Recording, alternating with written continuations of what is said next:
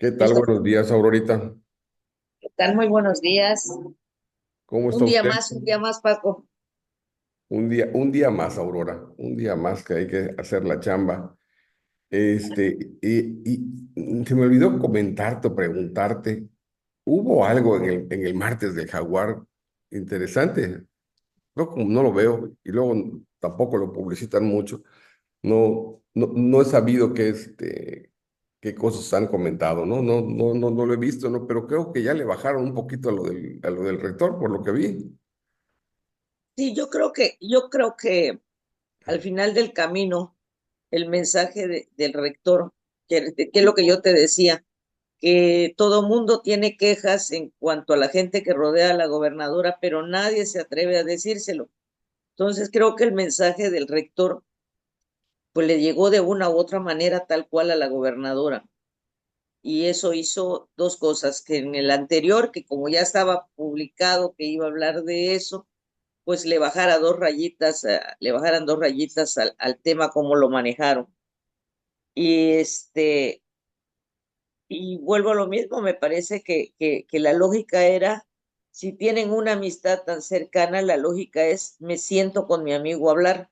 Yo creo que eso era lo que se debió hacer desde el principio, desde que le llegó el primer aviso a la gobernadora, en lugar de agarrarlo como piñata, era por la amistad, me siento contigo, platicamos, me explicas qué es lo que está pasando y entonces tomo la decisión de lo que se vaya a hacer. Pero Fíjate. como todo el mundo dice, digo, te digo todo el mundo porque el tema del rector es uno entre los muchos problemas que hay dentro de la administración. Todos los titulares se han quejado de cosas que suceden al interior por la gente que rodea a la gobernadora y no por la gobernadora como tal, sino por la gente que la rodea, que le hace llegar información falsa para que ella tome decisiones que no son justas, ¿no? Y el único que se atrevió a hacerlo público y decirle, lamento que la gente que le rodea le esté mal informando, le esté dando información falsa. Creo que ha sido el único que lo ha hecho, que se ha atrevido, que en realidad sabe que las cosas no están bien, pero que nadie se lo dice a la gobernadora. Con mucho respeto, dijo, ese es Pepe, con mucho respeto, pero se lo dijo. Este, y quiero decirte que después de ese mensaje, muchos secretarios de los locales comentan en lo bajo que qué bueno que se lo dijeron porque ya a veces es insoportable el tema, ¿no? En fin, creo que por allá va el tema. No vi yo el martes de Jaguar. Digo, al final del camino creo que las cosas caen por su propio peso. Yo espero que caigan, que las verdades caigan y la gobernadora pues tenga todavía tiempo para sacudirse un poco la influencia que tienen determinadas personas en ella, ¿no? Y rodearse de gente que realmente le pueda decir las cosas como son. Se supone que el más, ¿cómo se dice? El más informado en un estado debe ser el gobernador, pero Se bien supone, informado, porque si le llevas información falsa, ¿cuál es el chiste de lo que estamos haciendo, no? claro, Debería ser bien informada como se hacía antes, ¿no? ok. Tienes una red de información que te lleva la información de todos lados, cómo está, pero la real, ¿no? Incluso cuando hay manifestación, sabes quién la está organizando, cómo la están llevando, pero información real, no información a como te conviene, le conviene a lo que están alrededor, no es el tema. Este, y la gobernadora, pues yo creo que ese equipo que requería de información veraz, pues no lo tiene, y nada más tiene un grupito que le soplan al oído y ella confía, esa es la palabra, ¿no? Confía en que le estén diciendo la verdad y la han metido en cada problema, de verdad, cada problema, que, que en fin, vamos a ver cómo termina todo este desbarajuste. Bueno, tú recordarás que hemos tenido en varios programas el tema de petróleos mexicanos en la mira, porque lo que se está viviendo en Ciudad del Carmen es prácticamente terrorífico, ¿no? Y ya, si bien es cierto que ya empezaron a despedir gente, las empresas que tienen adeudos con petróleos mexicanos, Pues también ya empezaron a devolver locales y a devolver sitios, cancelar contratos y demás, en este intento que tienen de supervivencia. En Carmen, algunos amigos míos que son proveedores de petróleos mexicanos, pues ya empezaron a aplicarse porque no hay ninguna respuesta de cuándo les van a empezar a pagar. Y hoy, en primera plana, el periódico Reforma publica algo que creo que vale la pena que lo comentemos, porque ya Petróleos Mexicanos eligió sacrificar a proveedores. Ya tomaron la decisión de sacrificarlos. Y dice la nota, es una nota que como les digo, está publicada hoy en el periódico Reforma. No he podido checar, no he tenido tiempo de checar los demás periódicos, pero firmada por Diana Gante, dice: Petróleos Mexicanos logró reducir su deuda financiera a cambio de no pagar a sus proveedores, reconoció a Víctor Rodríguez Patilla, director general de la empresa. Dice: en el gobierno de Enrique Peña Nieto nos dejó 106,000 millones de dólares en deuda financiera, que por inercia se fue a 114,000 millones o un poco más. Y finalmente la redujimos a 99,000 millones no pagando a nuestros proveedores. Pero ya no les sigo contando porque me mata la doctora. O sea, cambiamos una cosa por otra, hay que reconocerlo, dijo Rodríguez al participar en el primer foro de expertos organizado por el Colegio de Ingenieros de Petróleos Mexicanos, de Petroleros de México, de Ingenieros de Petroleros de México. El lunes, la Asociación Mexicana de Empresas al Servicio de Servicios Petroleros dijo que Pemex mantiene una deuda de 103,602 millones de pesos con sus asociados, por lo que pidió a las autoridades formular un esquema de pagos. La deuda con proveedores es un tema serio porque muchas empresas están quebrando o ya quebraron porque Pemex no paga. Sin embargo, afirmó, también se han encontrado facturas no legítimas con trabajos no realizados y sobrecostos altísimos. Añadió que Pemex realiza un perfil de proveedores para establecer un plan de pagos. La deuda de proveedores y contratistas de Pemex pasó de 149,800 millones a 402,000 millones de pesos a finales de 2018, al tercer trimestre del 2024. O sea, se triplicó la deuda. Un experto en energía, Arturo Carranza, dijo al respecto que de pagos, que el plan de pagos es una buena decisión que debe considerar la necesidad de impulsar actividades de exploración y producción para Pemex pueda resolver el tema, ¿no? Aquí, el 26 de noviembre, el mismo director de Pemex había informado que la Secretaría de Hacienda de México se prepara para conseguir un consorcio de bancos que proporcionen financiamiento a petróleos mexicanos para pagar deudas con proveedores de servicios. La petrolera estatal se está coordinando con la Secretaría de Hacienda, que potencialmente asumiría deuda en su nombre para pagar a los contratistas de servicios, dijo el director general Víctor Rodríguez en un evento privado celebrado el viernes en el Colegio de Ingenieros Petroleros de México. Rodríguez señaló que está siendo apoyado por la Secretaría de Hacienda según una grabación obtenida por Bloomberg. Añadió que tiene un techo de endeudamiento que no pueden utilizar porque sería muy costoso y que por eso lo hará la Secretaría de Hacienda. El contenido de la grabación obtenida por Bloomberg fue confirmado por dos fuentes familiarizadas con el asunto que no están autorizadas a hacer comentarios, ya que la reunión fue privada, mientras que otra fuente confirmó los planes de financiamiento. Esta nota que salió el 26 de noviembre, contrasta con la que les leí ahora, del que es igual del día de hoy.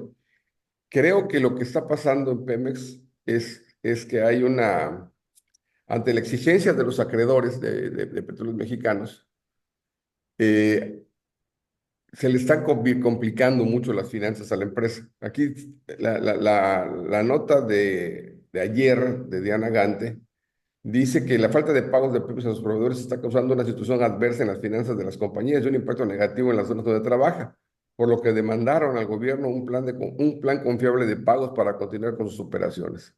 La Asociación Mexicana de Empresas de Servicios Petroleros aseguró que la petrolera tiene una deuda de 103,602 millones de pesos solo con sus empresas asociadas, pero no se ha logrado interlocución con el gobierno para encontrar alternativas de pago. El monto que se adeuda a empresas de Amespac representa la cuarta parte de lo que Pemex reportó como adeudo a proveedores al cierre del tercer trimestre, que suma 402.872 millones de pesos. Los adeudos a la MESPAC son 50.458 millones de pesos, ya están reconocidos, mientras que 53.144 millones corresponden a estimaciones por trabajos terminados. Son aproximadamente esos 100.000 millones de pesos de lo que estamos hablando, ¿no? Dicen que en una carta dirigida a la secretaria de Energía, Lucelena González, y el director de Pemex, Víctor Rodríguez, el organismo demandó contar con un programa de pagos confiables.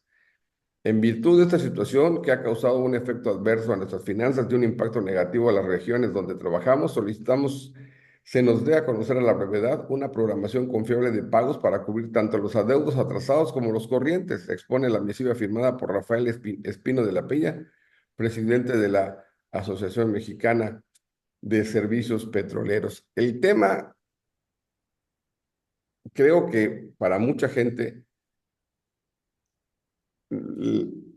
lo ve como un tema complicado, complejo, pero no tienen idea de la gravedad del conflicto, porque como tú recordarás, esta semana,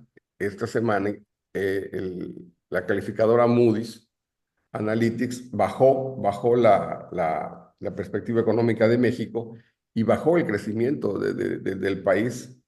La agencia redujo su pronóstico de crecimiento económico en 2025 desde una expectativa previa de alrededor de 1% a solo 0.6%, mientras que para 2026 la bajó de 2.5%, que era su estimación, a 1.6%. Y exponen, la debilidad de la economía empeorará en 2025, ya que la brecha comercial negativa del país se ampliará debido a que los aranceles estadounidenses reducirán la demanda de exportaciones mexicanas.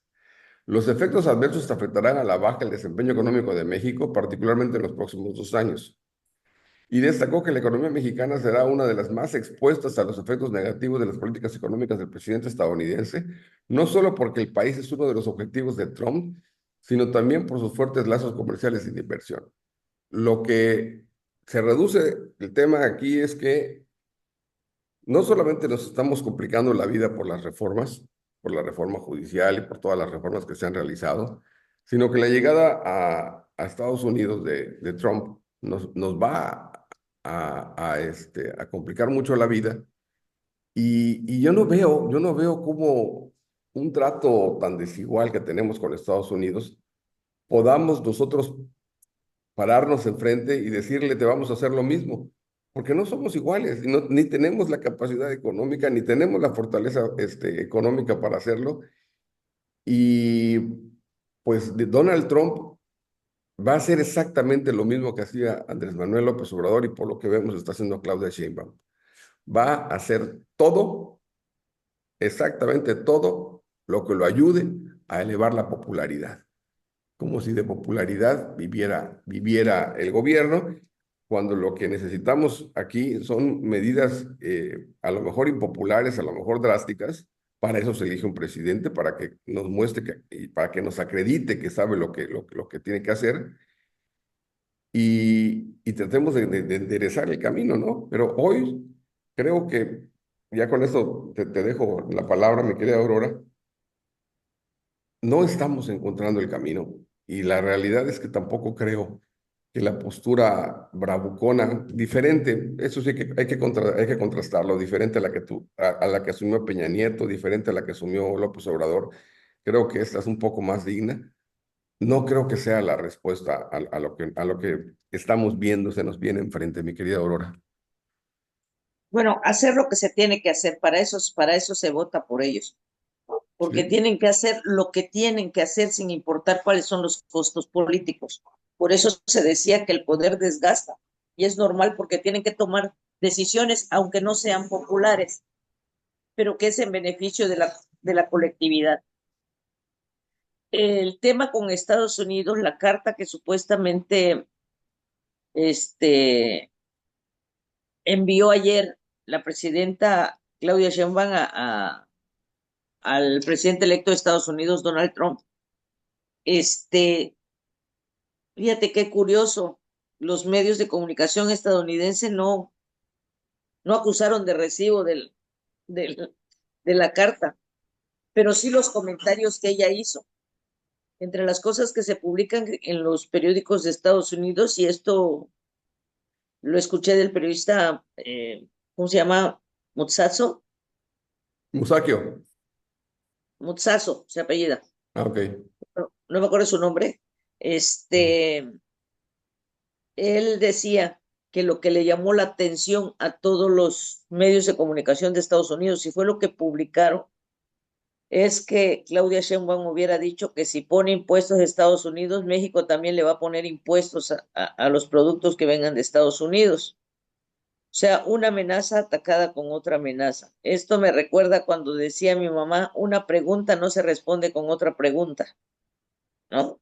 Así es. Ujú. Eh, Prudencia, pues la, no veo tampoco que haya sido una amenaza así o, con esas ínfulas de que yo puedo más que tú, no, no, no fue por allá, pero sí hubo la advertencia por parte de Claudia Sheinbaum de actuar de la misma manera. Y que yo te pregunto, ¿qué tanto nos afectaría una u otra cosa? No es fácil, Paco, son decisiones que no son fáciles. Tú me pones un impuesto, yo te pongo otro impuesto, y tú me pones un impuesto, yo te pongo otro impuesto, y los únicos que van a pagar la cantidad de impuestos que pongan de uno u otro lado serán los ciudadanos de uno y otro lado, Así ¿no? es.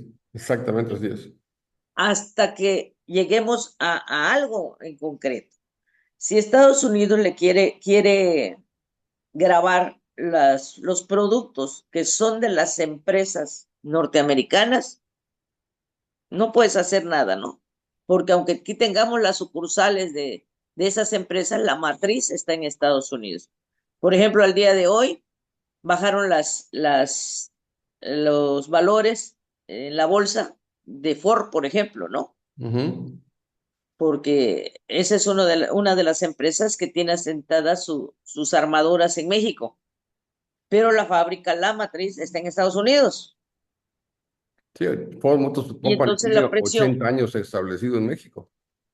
ajá, igual sucedería si la Volkswagen fuera de Estados Unidos, por ejemplo, ¿no? Tantos años Sí, asentadas las armadoras aquí en México, que tal vez el impacto sería de la misma manera, pero no es el tema como tal, ¿no? Creo que no es el tema. El tema es que están tratando ahorita en este momento, de contrarrestar todo lo que diga Trump. Por ejemplo, nosotros sabíamos cómo estaba la cantidad de migrantes en la frontera, ¿ok? ujú, Pues fíjate qué cosa rara, porque ahorita los albergues que están en la frontera, por ejemplo, en Ciudad Juárez, están casi vacíos. Hoy hablaba un migrante que venía en la caravana, en una de las caravanas, y dice que llegaron camiones, que hablaron con ellos, que para que les dieran el permiso, que los iban a llevar a la Ciudad de México y de ahí ahí se iban a tramitar todo lo que necesitaban para que ya fueran con permiso para atrás, o sea, pasaran el territorio con permiso de tránsito. Este, y resulta que no los llevaron a la Ciudad de México, unos incluso los llevaron hasta Mérida, ujú. al otro extremo, ¿no? Y decían ellos, los que quieren es separarnos. Entonces yo te diría, Claudia Sheinbaum dice una cosa, pero ya está haciendo otra en la política real, ¿no? O sea, separemos estos grupos porque hay que regresarlos, hay que deportarlos, hay que ver que no lleguen a la frontera, hay que ver de todo lo que se puede hacer para que no tengamos el problema. Porque Trump volvió a significar el tema del desalojo masivo de migrantes de Estados Unidos. Y si lo ha repetido una y otra vez, tú no dudes, Paco, que será la primera acción que realice. Porque si conocemos al Trump bravucón, pendenciero y que amenaza, me parece que este nuevo Trump no solo está amenazando, sino que lo va a cumplir. Es parte del compromiso serio que parece tener con la ciudadanía norteamericana. Y entonces, ¿qué haríamos nosotros con dos grupos de migrantes, los que nos regresen y los que están llegando? Sí, el peor de los escenarios. Claro, claro, esto no lo previó, por ejemplo, en su tiempo López Obrador. Él dijo, ay, pasen, entren, no importa. Y a pesar de los problemas que se generaron y que generaron para la gente que trabaja en migración en las franjas fronterizas del sur, pues no importaba, porque al final de cuentas las caravanas seguían avanzando y avanzando y avanzando, y de pueblito en pueblito y se iban, y llegaban hasta el norte. Y allí en el norte tenían un problemón, y en los estados donde se quedaban estancados tenían otro problemón, y estaba causando problemas dentro del territorio mexicano por esto, pero no habían deportaciones masivas de Estados Unidos. Ahora, si tuviéramos las dos cosas al mismo tiempo, el problema sería no el doble, sino el triple o el cuádruple. ¿Cómo lo va a enfrentar el gobierno mexicano sin recursos, con deudas, con tantos compromisos sociales? ¿Cómo lo va a enfrentar? Porque eso no es fácil. O sea, yo escucho que Claudia Sheinbaum sigue el caminito de López Obrador, la forma de esta gente que viene huyendo de sus países porque no tienen qué comer, porque tienen su situación económica es muy pobre. Debemos darles, ¿cómo se llama?, incentivos para que se queden. Y le contesta a Bukele que no le puedes dar incentivos porque mucha de esta gente está metida en el narcotráfico, en el tráfico de personas, o sea, ¿y cuánto les puedes tú ofrecer para que se queden, para que no vengan, para que no delincan, para que no, no? Así es. Y yo te digo una cosa, yo como mexicana pienso, ¿no? Pero si en México estamos igual, ¿o por qué creen que se van de México a Estados Unidos? ¿Creen que se van porque aquí está muy bonito y todo está muy bien? Ni siquiera recibiendo los apoyos que dicen que están recibiendo se están quedando. Hay gente, Paco, que recibe apoyos de sociales, de Sembrando Vida, de Jóvenes Construyendo el Futuro, que ya se fueron a Estados Unidos. Siguen cobrando, el apoyo, Así es. pero ya no están aquí, ya se fueron, porque ese apoyo no les soluciona la vida a la familia. Tienen que ir a buscar cómo. Y esto es serio, porque no, caray, cómo tú quieres darle solución a un problema de la casa de al lado, de la casa de tu vecino, cuando no has podido solucionar los problemas que hay en tu casa? Cuando está viendo que no te da resultado. Y sembremos vida, pero acabas con la vida haciendo obras como el Tren Maya que destrozó toda la selva. No tienen congruencia. Ese es un problema grave. ¿Cómo creerles que te van a ayudar cuando por atrás te están apuñalando? No lo entiendo, Paco. No entiendo este tipo de políticas. Quizás porque nosotros vivimos y venimos de una época de políticos que hacían las cosas que si tú quieres no muy bien, pero las hacían y buscaban y creaban para poder solventar las demandas de la ciudadanía. Aquí la ciudadanía no importa en realidad. Es su programa que ellos traen establecidos de cómo lo van a hacer, con un fin específico, en beneficio solo de ellos, no de la ciudadanía. Y la ciudadanía se puede quejar, Paco, y no va a haber solución. Así Y es. ve el tema de Pemex, dejar de pagarle a los proveedores. Se dice fácil, Paco, está muy fácil. Pero si los proveedores han aguantado hasta ahorita y todas las familias que dependen de esa proveeduría se han aguantado y no se han movilizado, es porque hay una promesa de un trabajo continuo y la promesa de un pago aunque sea atrasado. Esa es la realidad.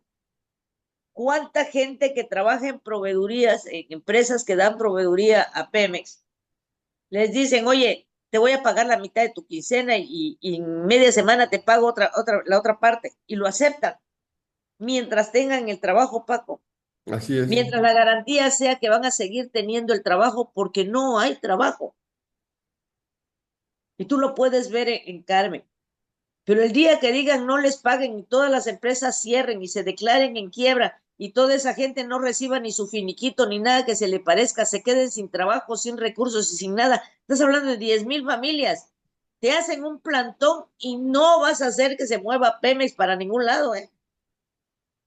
10,000 familias son, multiplícalo por cuatro. ¿Eh? Multiplícalo Más por todas cuatro. las empresas que ya tuvieron que cerrar, más todas las empresas, y cuando se junten todos, no entiendo qué puedan hacer. Te Muy cierran Dos complicado. Bocas, te cierran Carmen, ¿qué vas a hacer? Y escucha lo que piensa el presidente que acaban de elegir de Morena, el señor se llama Héctor Díaz Polanco, es el presidente de Morena en el bastión que significa para Morena la Ciudad de México. Transformar a México es integrarse a los cambios que están haciendo países latinoamericanos como Venezuela. Es una tarea importantísima, digámoslo directo. La integración de México en la revolución bolivariana, eso haría una gran diferencia. Necesitamos ampliar esa revolución.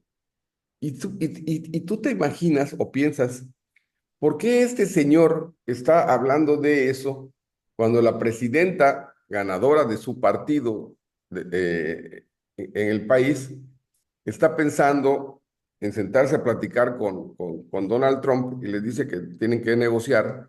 Si lo que están pensando es desconocer prácticamente al gobierno de Estados Unidos y de alguna manera romper el Tratado de Libre Comercio. Yo, la verdad, cuando tienes un gobierno que manda señales tan confusas, los confundidos normalmente somos todos los mexicanos, los ciudadanos. Me decía el otro día un gran amigo, el que quiero mucho, y me decía, tu problema negro es que lees demasiado, estás demasiado informado, por eso estás tan confundido. Me dice, porque no entiendes. Me dice, deja de leer y vas a ver que va a ser más sencillo. Y uno habla a partir de lo que sabe y de lo que tiene. Por ejemplo, aquí el sector privado llamó a preservar el libre comercio a través del diálogo multilateral y la continuidad de los principios del tratado entre México, Estados Unidos y Canadá, a no escalar las acciones y buscar el entendimiento para solucionar los problemas detrás de la controversia entre el presidente electo de Estados Unidos, Donald Trump, y la presidenta de México, Claudia Sheinbaum. México sería el más afectado en una guerra arancelaria con su vecino del norte, aunque Estados Unidos no saldría ileso, señaló Larry Rubin, presidente de la Mexican Society of Mexico, al considerar que lo ideal es no escalar estas acciones y mejor colaborar para encontrar el entendimiento.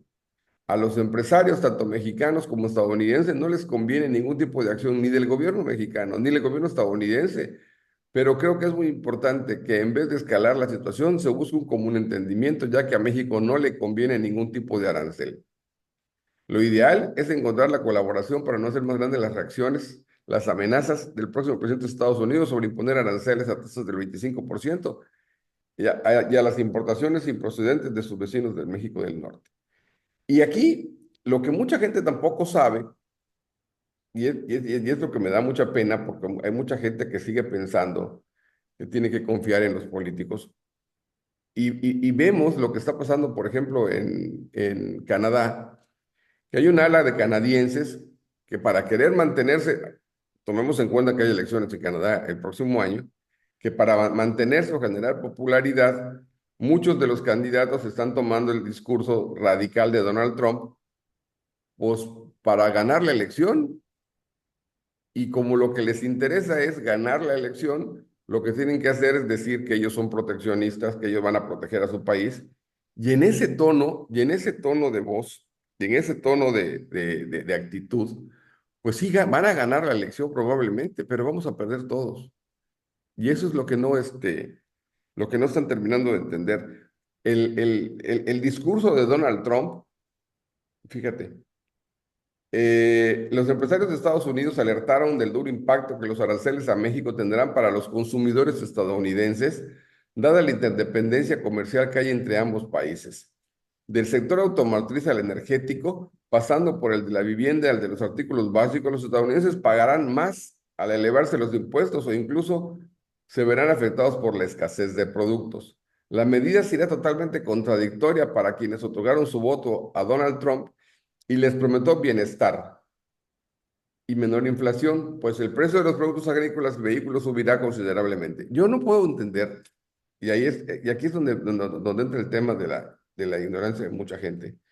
Yo no puedo entender a la gente que dice, que escucha los discursos políticos y dicen, "Sí, él me está ofreciendo que me va a cuidar, que me va a apoyar y que va a evitar que las cosas suban de precio". Y 3 doritos después, el señor anuncia que va a ponerle un arancel del 25% a todos los productos que llegan de México. Y en Estados Unidos, si bien es cierto que pueden buscar otros mercados que les venda lo mismo que les vendemos nosotros a precios igual de competitivos, el solo hecho de decir que le va a poner un arancel a un automóvil que llega de una planta de México a Estados Unidos es aumentarle el precio una cuarta parte. Esa cuarta parte genera inflación. Y la inflación finalmente el que la paga es el ciudadano común y corriente que va a comprarlo. Lo mismo va a pasar con las piñas, con los mangos, con los aguacates, con todo lo que llega de México, que lo que va a subirse de precio. Entonces, aquí no hay una lógica, no hay una lógica coherente entre el discurso para ganar popularidad, lo que hacía Andrés Manuel, lo sabemos con muchos ejemplos a la vista, de decir yo te voy a cuidar, yo te voy a proteger, y 3 doritos después lo que hacen es exactamente lo contrario, y lo único que lesionan es a la gente más humilde. La desaparición de los órganos autónomos. Desaparecen el IFETEL, desaparecen el que se encarga de supervisar los monopolios. Cuando desaparezcan eso, vas a ver aumentos en las gasolinas, vas a ver aumentos en la energía eléctrica y vas a ver que deja de haber la vigilancia entre los monopolios y estos van a ser los grandes ganadores y los perdedores vamos a ser nosotros. Ve lo que pasa con la desaparición del IFETEL. Hoy tú tienes un teléfono en el que pagas un plan y lo único que no te cuesta son las llamadas, te cuestan los datos. Y si tienes un plan modesto de 300 400 pesos que te da todas las redes sociales sin costo, pues solamente pagas por usar el teléfono. Las llamadas son gratis, son gratuitas. Eso se logró por el IFETEL. Entonces, hoy, cuando Carlos Slim, que es el gran poseedor de toda la tecnología y de toda la infraestructura telefónica de México, ya no tenga nadie que lo corrija ni nadie que lo controle, Lo rija. se va a convertir en el gran monopolio de la telefonía. Y al convertirse en el gran monopolio de la telefonía, aliado con el gobierno, pues ya vas a tener 3 servicios que te van a incidir negativamente en la vida. La gasolina, y combustibles en general, que como sabemos afectan todo, porque todo se mueve a partir del transporte y de las llevadas y las traídas. La energía eléctrica, que sin energía eléctrica no puedes producir nada. Y las telecomunicaciones. Estas 3 cosas prioritarias, ya no va a haber un órgano que las regule. Van a estar libres al criterio del poderoso. Ese derecho ya lo perdimos. Perdimos el derecho también de conocer en qué se gasta nuestro dinero. Y la gente no termina de entender que no porque no conozcas sus derechos o no porque no los tengas, no sale beneficiado con políticas que los protejan. Entonces, no, nos falta una enorme capacidad para poder hacer entender que normalmente los actos atrabiliarios del gobierno los pagamos todos, pero los pagan principalmente quienes votan por esos gobiernos, porque los creen que los van a proteger, cuando en realidad lo que está pasando es que los que menos le importan son ellos.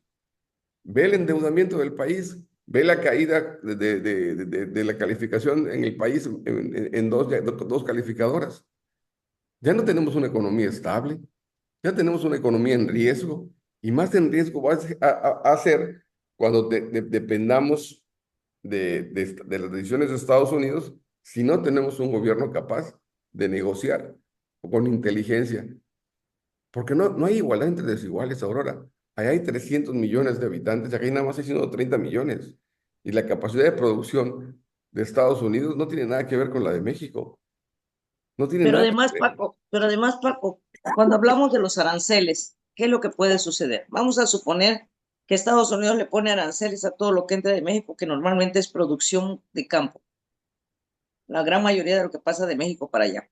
¿Ok? va a bajar primero, antes que nada, lo primero que va a bajar es el consumo. Van a dejar de consumir las grandes cantidades que consumen y los productores van a bajar sus ganancias, ¿ok? Y ellos van a poner aranceles, que los aranceles tampoco van a ser en beneficio de ninguno de los dos, ni para los mexicanos, ni para los estadounidenses. Los aranceles se van al gobierno, los cobra el gobierno, no los cobran los productores, ni los importadores, ni nada que se le parezca. Entonces, Pero los cuando pagamos tú al ves, final de cuentas los ciudadanos. es correcto. ¿Nosotros lo vamos a pagar? Sí. ¿Pero a quién se lo vamos a pagar? ¿Al productor? No, te lo vas a pagar al gobierno.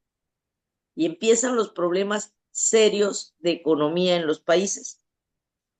A Estados Unidos tal vez no le afecte, bueno, le afecte, pero no en la cantidad como nos afectaría a México. Esa es otra cosa que tenemos que ver. No somos competitivos para con Estados Unidos. No tenemos el nivel. Y por las relaciones que se está, por eso te digo que a veces me preocupa mucho la situación en la posición en la que ha quedado Claudia Sheinbaum. Porque si recuerdas cuando empezó el problema de las reformas energéticas, tuvieron que ir a hacer pláticas rápidamente a Estados Unidos para tratar de minimizar lo que estaban haciendo, porque se dan cuenta del efecto que va a tener en las relaciones con Estados Unidos, con los posibles inversionistas estadounidenses que pudieran venir a México, con las empresas estadounidenses que ya están establecidas en México. Y entonces tenían que minimizar el hecho. Esto, te digo, se da cuenta rápidamente Claudia Sheinbaum, pero no lo paran, no lo detienen. Y no lo detienen porque Claudia Sheinbaum parece ser no tener voz ni voto con los legisladores morenistas, que ese es otro punto en el que te digo, ella puede intentar y saber a ciencia cierta lo que va a suceder porque ignorante no es. Y de una u otra manera tiene gente que sabe los efectos de las cosas que se están, de las decisiones que se están tomando en México, pero no las puedes detener. Y ahorita que me dicen lo del de Morena, la declaración del de Morena en la Ciudad de México, tú dices, ¿qué tanto le beneficia al gobierno de Claudia Sheinbaum una declaración de este tipo?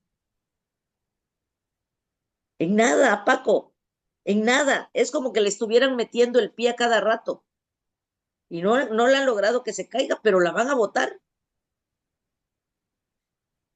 Según la oficina del Censo de Estados Unidos, a septiembre de 2024, las exportaciones de México a Estados Unidos alcanzaron un nivel histórico de 44.155 millones de dólares, superando el récord previo de 43.748 millones de dólares logrado en agosto pasado. Según lo que dice la Cámara México Americana, en el 2022 México exportó 421 mil millones de dólares a Estados Unidos y contra lo que podemos creer, los principales productos que México exportó a Estados Unidos fueron 37 mil millones en computadoras, 34 mil millones de dólares en coches y vehículos de motor y entre 31 mil y 32 mil millones en piezas y accesorios.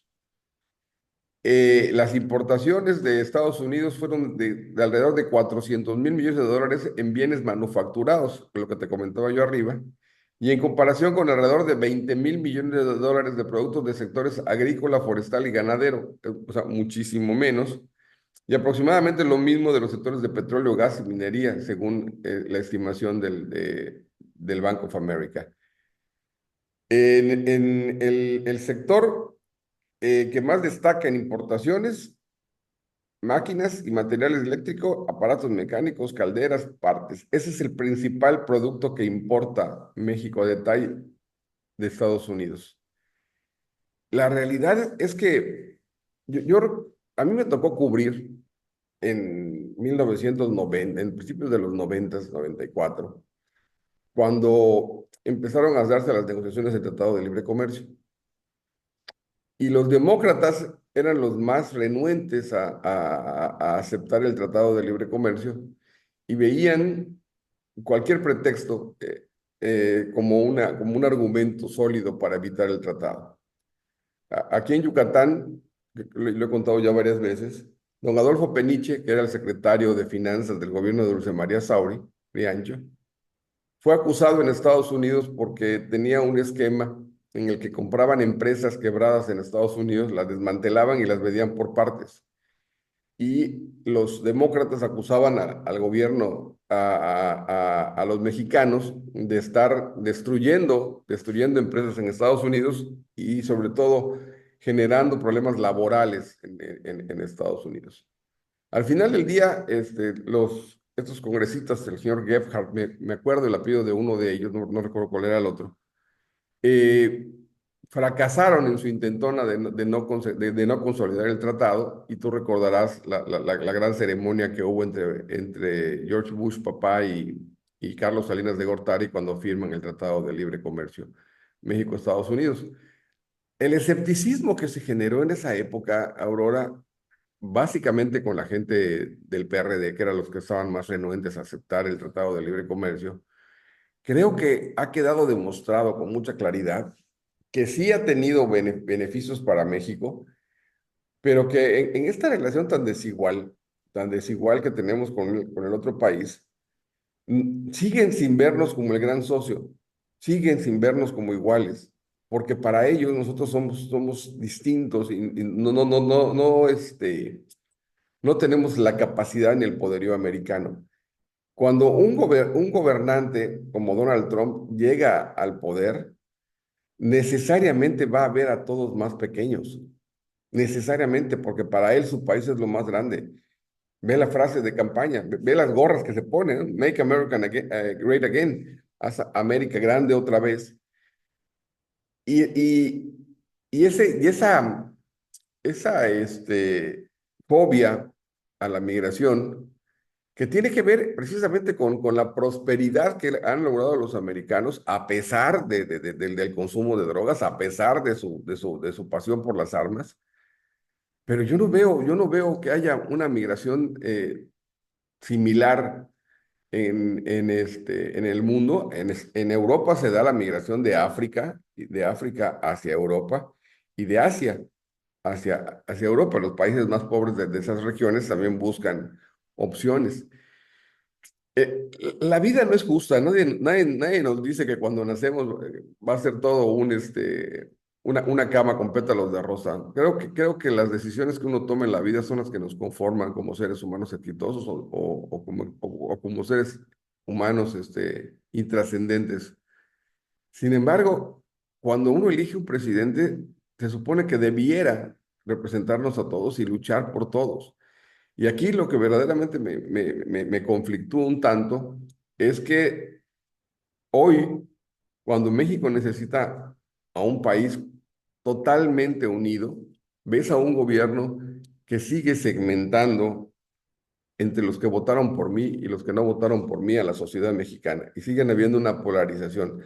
La señora Sheinbaum, como el gobierno de Campeche, de repente empiezan a hacer una suerte de llamado a que todos se alíen y acrediten la fortaleza de la gobernadora para exigirle al centro, cuando en realidad no es tan así, porque el gobierno, creo que lo hemos vivido tú y yo nací en los 60 igual que tú, y y nos consta la soberbia con la que se gobernaba este país en los años 60, 70.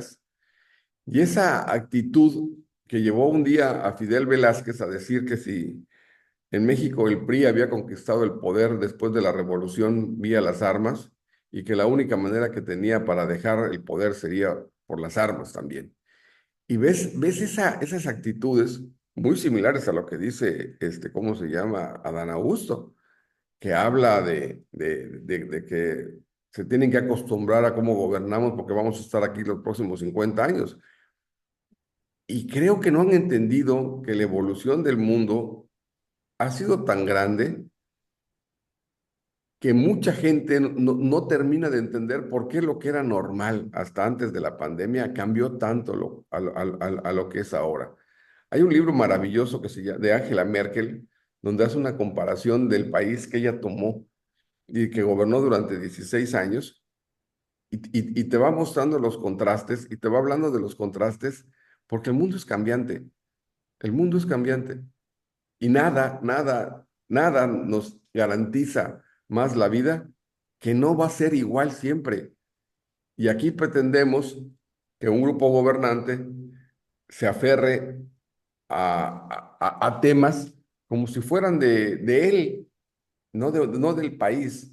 México es un país a pesar de quien lo gobierna, a pesar de quien esté en el poder y, y, y el que gobierna debiera entender que los acuerdos que hace un presidente es como representante de un país, no como representante de No en lo una personal, claro. minoría o personal. Y aquí lo que estamos viendo es que nos están vendiendo que lo que ellos hacen es lo correcto porque ellos los hacen.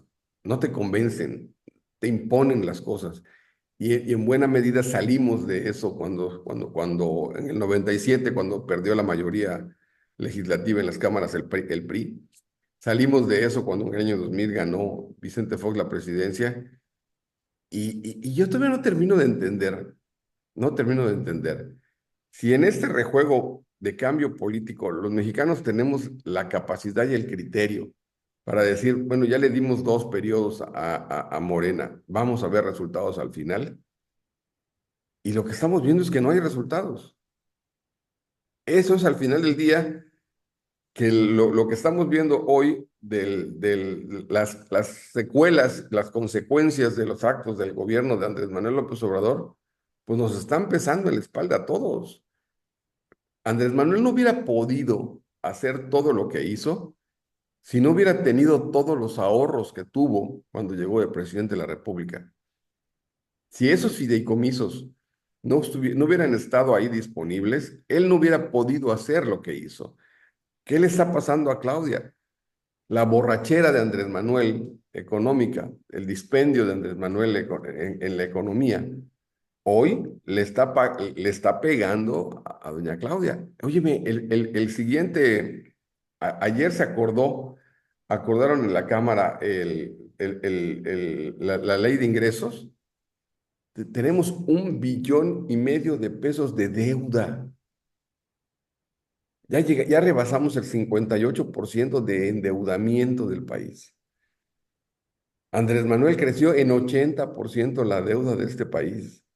Y la gente sigue pensando que este dinero sirvió para algo o no sirvió para Y nada. ahorita para que pueda Claudia mantener este tipo de políticas, va a tener que volver a endeudar el país y viene contemplado dentro de la ley general de ingresos. Sí viene, ahí viene. Viene contemplado otro endeudamiento, porque si no lo sigue haciendo, se le va a caer todo, no va a poder mantener este ritmo de vida. El tema es cuánto tiempo le va a durar y para cuánto le va a dar, o si el próximo año tomaremos otra deuda y el siguiente año una deuda mayor y así nos iremos durante sus 6 años, porque efectivamente, Paco, el problema para Claudia, que no lo tuvo López Obrador, es que le dejaron las arcas totalmente vacías y sin ningún recurso guardado en ningún rubro. Antes pues había el fondo de estabilización que se tenía, que fue creado y que fueron aumentando en menos o en más los gobiernos anteriores, pero que le siguieron metiendo a pesar de, o sea, muy malos gobiernos, muy lo que tú quieras, pero la estabilidad económica la mantenía ese fondo de estabilización que se tenía, los fideicomisos que existían. Si tú me hablas, por ejemplo, el de gastos catastróficos que tanto hemos señalado, tan importante en la vida de México y que lo mantuvieron los gobiernos porque tenía una razón de ser, el de gastos catastróficos servía cuando habían temas muy fuertes como pandemias, como enfermedades crónico-degenerativas que son tan caras, ese fondo respaldaba. al sector salud para poder darle cobertura a esas enfermedades, como el cáncer, por ejemplo, que es tan caro. Yo digo que el cáncer es una enfermedad de ricos, no para pobres. El tema de renal que mucha gente padece por el tipo de agua que consumimos y la misma diabetes que la causa. Todo esto, Paco, tenía una razón de ser. Y si te vas al del Fonden, eh, te das cuenta que ese recurso era como un fondo revolvente que existía y que se le metía cada año recurso porque no sabes los fenómenos naturales que le puedan tocar a tu país y que tienes que tener un recurso disponible para poder entrar de lleno a, a solventar las demandas inmediatas de la gente que se ve afectada. Para eso servía el Fonden. El Estado, que era autorizado para hacer uso del Fonden, adquiría una deuda que yo pensaba, en algún momento pensé, que cuando echaban mano al Fonden, pues ya está, te lo dio el gobierno federal y ya está. No, los gobiernos estatales tenían que ir reponiendo ese recurso conforme se fuera estabilizando su economía, para que ese fondo nunca desapareciera. Claro, era la manera Hoy, de claro, hoy lo crecerlo. desaparecen de tajo y ve a cuántos años del desastre de Acapulco y es el día de hoy que no se logran levantar, cuando es uno de los paradores turísticos más importantes de México, que genera recursos, genera empleo, genera mil cosas. Y no se pueden levantar porque la gente no va, no hay hoteles bien, no hay, o sea, la cantidad de hoteles que se requieren para dar cobertura a las demandas. 10 Y si años, tú te vas al dicen otro los tema, empresarios, ah, que va a tardar en levantarse Acapulco. 10 años. imagínate, imagínate. Y en 10 años, ¿de qué vives si toda esa gente vivía de la actividad turística? La gran mayoría de los de Acapulco y sus zonas aledañas vivían de esa actividad, Paco, y vivían de esa actividad no porque todos trabajaran en un hotel, no porque todos trabajaran en un restaurante, no, porque hay una derrama, una red como en Pemex que da servicios y da cobertura y da proveeduría a todo el sistema, ¿no? Entonces era muchísima gente, si es que no toda, vivía de esa actividad. Y si tú te vas al otro rubro, que es el de la inseguridad, donde en vez de aplicarle más recursos, le disminuyeron los montos, entonces te vas a los polos donde generas, por ejemplo, Quintana Roo, un polo turístico que se está muriendo la parte más, que era la más importante, que era Cancún, si es que no ya está medio muerto, por el tema de la inseguridad y la delincuencia organizada. Y no la han podido parar y no entiendo el por qué. Porque cuando quieres detener algo, lo detienes. Cualquier cosa, lo único que no puedes detener es la muerte, pero lo demás lo puedes detener. Si se aplicaran con un plan real de seguridad, ya tendrían a Cancún otra vez, cuando menos levantándose del piso, porque es otro de los polos turísticos que meten muchísimo dinero a México. Si nosotros lo vemos en recursos, eh, decían que lo que más produce en México es la, que más recursos mete a México. Primero eran las remesas Sí, el y el turismo primero. segundo, sí, el turismo, ¿no? Sí, el Era la turismo primero. actividad que más recursos atraía inversiones y atraía recursos y ganancias. Hoy no lo podemos decir porque los lugares más importantes de México, los más visitados, son los más atacados. Y ahí te van Oaxaca, Chiapas, Tabasco, Quintana Roo, Jalisco, Nuevo León. En la parte fronteriza tienes a Chihuahua, Tamaulipas. Y ya la gente no viene, Paco. Y esas derramas económicas ya no llegan. Ya no Y te llegan. estoy hablando, eh, tienes en el área Mazatlán, ya no llega la gente para allá, ¿no?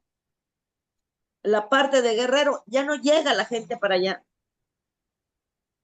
porque estamos en focos rojos en todos los países del mundo, si no se trata solo de Estados Unidos. Y los que quieren invertir no vienen a invertir a lugares donde hay inseguridad. Así de simple, no viene, Paco.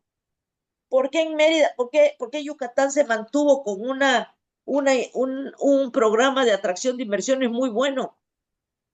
Porque lo primero que ofrecían era la seguridad Claro, y lo segundo que ofrecía el gobierno, porque lo tenía muy claro, eran los incentivos. Te pongo luz y agua a pie de terreno, como se hacía aquí en Campeche. Te ayudo con lo que tengas que hacer para conseguir el terreno donde te vas a sentar. Te doy las facilidades de que no pagues ningún impuesto durante los siguientes 10 años. Aquí no. Aquí pusieron impuestos para que compre algo. que está en Entonces, discusión todavía, ¿no? En el Congreso. es una tontería porque es lo que quieren hacer, que ya fue hasta el de finanzas a decirles por qué se tiene que poner. Y el tal Jiménez dice que sí se tiene que hacer para que se haga una redistribución de los recursos. ¿La redistribución de quién? ¿De los recursos de quién? ¿Del que va a comprar? ¿Del ciudadano que va a vender? ¿De quién? ¿Qué recursos va a redistribuir? Los del Estado. Pues sí, que se lo quiten a los que se lo están llevando y que lo pongan en otro lado, que se lo den a otro. No, Paco, no. No tenemos visión, no tenemos empatía y nos está llevando el tren y lo estamos dejando que nos lleve, lo estamos viendo venir sobre nosotros, ya descarrilado, y no nos queremos hacer un lado. ¿Hasta cuándo vamos a tomar decisiones serias? ¿Hasta cuándo vamos a levantar la voz? ¿Hasta cuándo vamos a criticar lo que está mal y dejar de aplaudir todo lo que está mal porque te llegan 2 pesos? ¿Cuándo? ¿Cuándo vamos a entender que lo que te pueda dar el gobierno no te lo da el gobierno, te lo dan todos los mexicanos que pagan impuestos? Y ponte a pensar qué va a pasar el día que los ciudadanos digan, pues si se te lo van a regalar, no tienes que trabajar, pues dejo de trabajar y no pago impuestos. O cuando se vayan las empresas que pagan impuestos. O cuando ya no tengan a quién cobrarle impuestos porque ya no viene nadie a instalarse en México. Y entonces ya no hayan los recursos que tienen ahora. ¿Qué va a pasar cuando te quiten ese recurso que ahora te da? Es cuando te darás cuenta que no era tan bueno el gobierno. No lo sé, Paco. La ciudadanía tenemos mucho de culpa en lo que nos está pasando y no queremos darnos cuenta.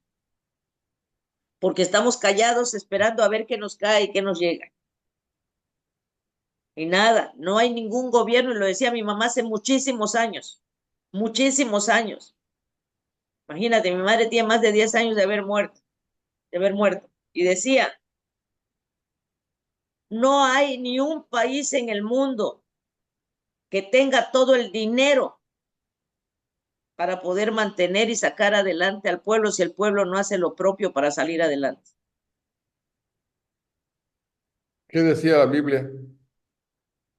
No sé. Ayúdate, que Dios te ayude. Ayúdate que yo te ayudaré, Sí. ¿no? Esa es Y hoy no. digo, yo no soy, tú sabes que yo no profeso ninguna religión, pero creo que la Biblia tiene muchas parábolas que nos acreditan Sí, cómo debiera ser el comportamiento humano, racional. claro. Y aquí no lo estamos viendo, Aurora. Ayer platicaba yo con un amigo allá en Campeche y me explicaba que es una torpeza enorme, porque Campeche tiene un déficit de 3.500 viviendas anuales que no se construyen. Acumuladas, tiene necesidad de 80.000 viviendas. O sea, urgen en Campeche 80.000 viviendas.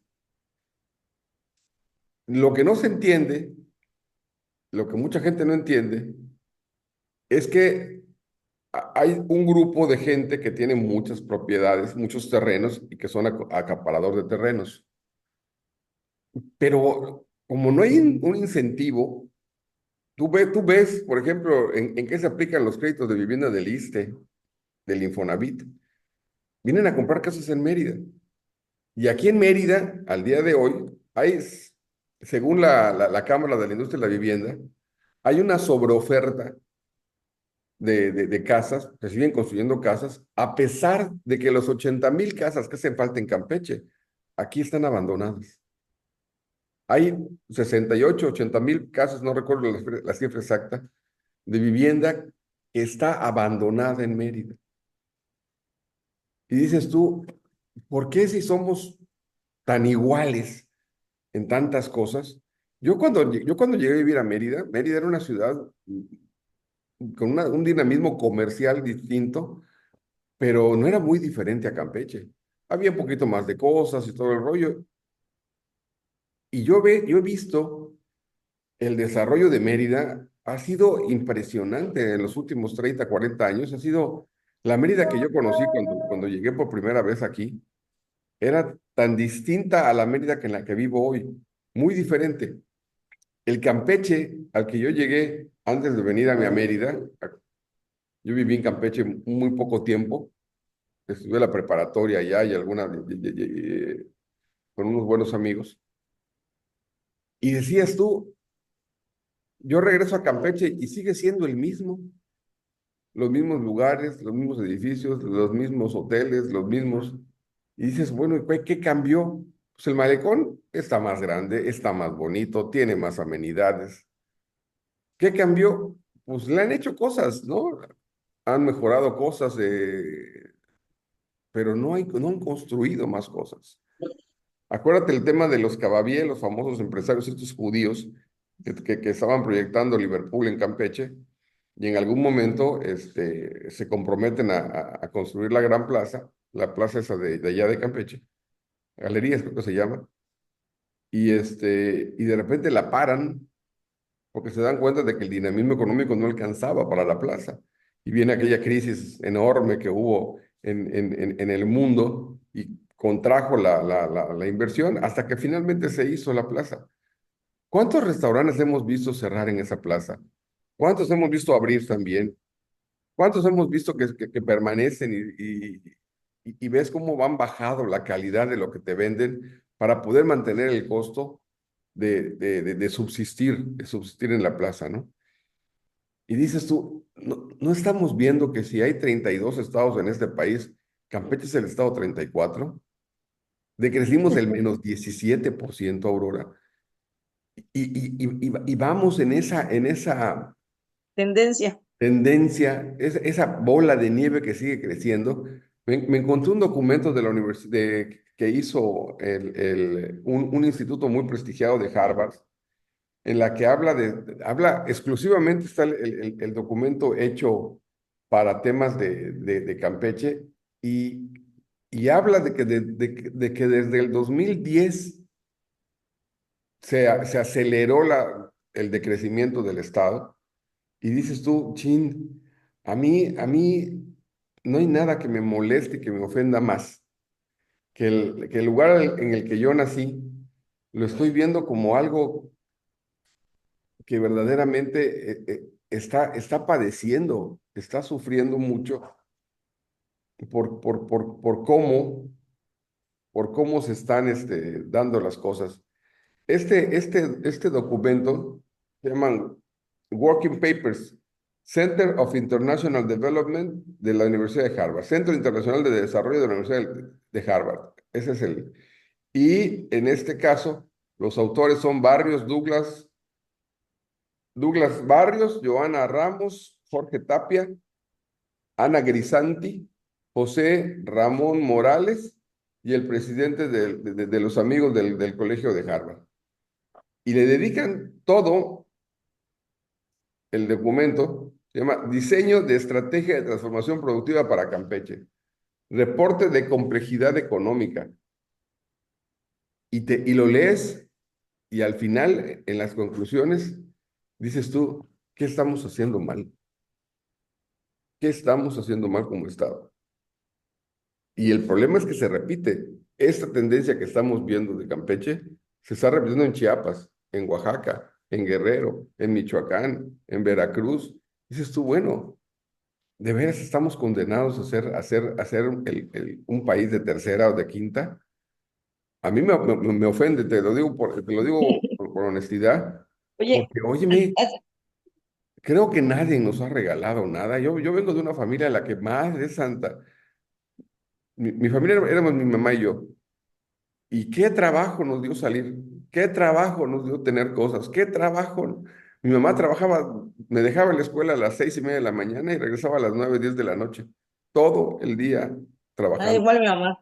Igual mi Y mamá eso- salía desde las 4 de la mañana porque tenía un puesto en el mercado Ajá, y regresaba para irse a la escuela, llegaba de la escuela y se iba a abrir otro puesto que tenía en el centro rentado y de ahí se regresaba a la casa, comíamos y se volvía a ir porque daba clases en la prepa y luego que se creó la secundaria nocturna y luego, o sea, todo el día, toda la noche estaban en chamba, ¿no? Y ya luego llegaban a la casa, lo más interesante, ¿no? Se ponían a cocinar, a lavar y planchar, o sea, todo en se uno, bañaban y se acostaban a dormir.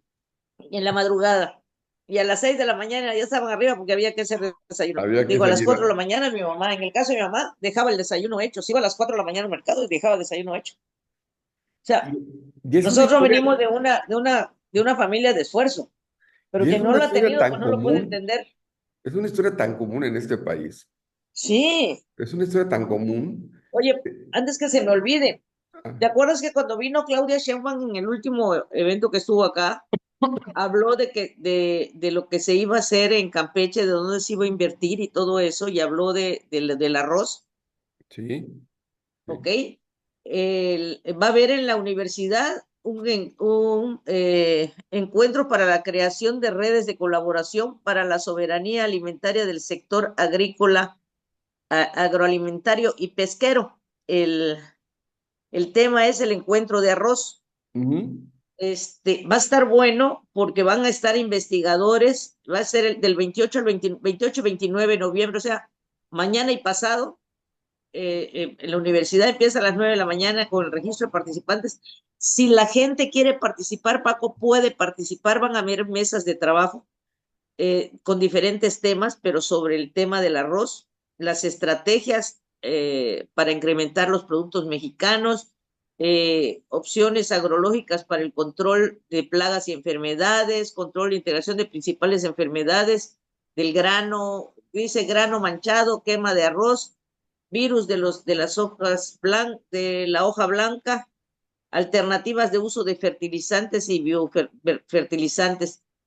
Y después habrán otras mesas de trabajo, habrán paneles también con mejoramiento genético, registro de variedades de la calidad del arroz.